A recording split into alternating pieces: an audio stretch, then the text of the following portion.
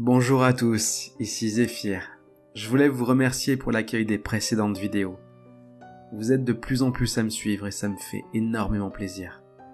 Donc, pour vous remercier de votre bienveillance, je tenais à vous offrir cette petite creepypasta. J'espère qu'elle vous plaira. Et à très bientôt pour un autre étrange rendez-vous. Il y avait ce mec dans ma classe, Victor. C'était mon pote.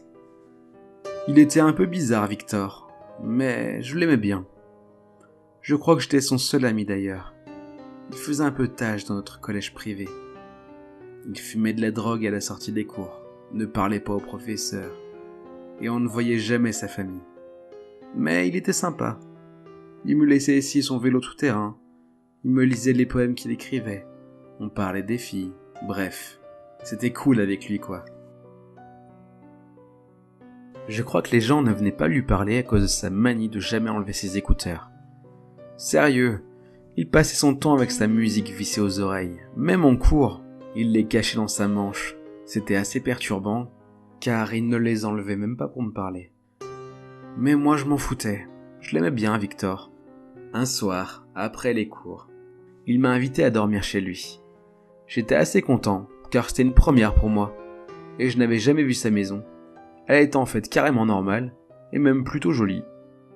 C'était un truc plutôt incohérent avec l'univers de Victor. Mais c'était sympa comme baraque. On avait fait le tour ensemble, ses parents étaient pas là. Mais il y avait sa petite sœur, Marjorie, qui avait pas plus de 5 ans je dirais. Elle ressemblait un peu à Victor, très timide et les yeux dans le vide. Elle ne m'avait même pas dit bonjour. On s'était endormi dans sa chambre, qui elle paraissait bien plus en accord avec sa personnalité. À un moment de la nuit, Victor est sorti de la chambre. Cela m'a réveillé. Il n'avait rien remarqué bien sûr. Alors, j'ai pris son téléphone, histoire de résoudre une question qui me taraudait depuis que je l'avais rencontré. Quelle était la musique qu'il avait dans ses écouteurs toute la journée? Le premier truc bizarre, c'était le titre des morceaux. Il y en avait une petite centaine, elle durait entre 5 et 10 minutes. Mais aucune mention de l'artiste. Les titres étaient tous dans le même genre. Record 65, Record 66, Marjorie 03, Marjorie 04. Je voyais pas ce que sa petite sœur avait à faire là-dedans. Mais j'ai quand même écouté du coup, par curiosité. Ce n'était pas de la musique, c'était des cris, des supplications, des pleurs.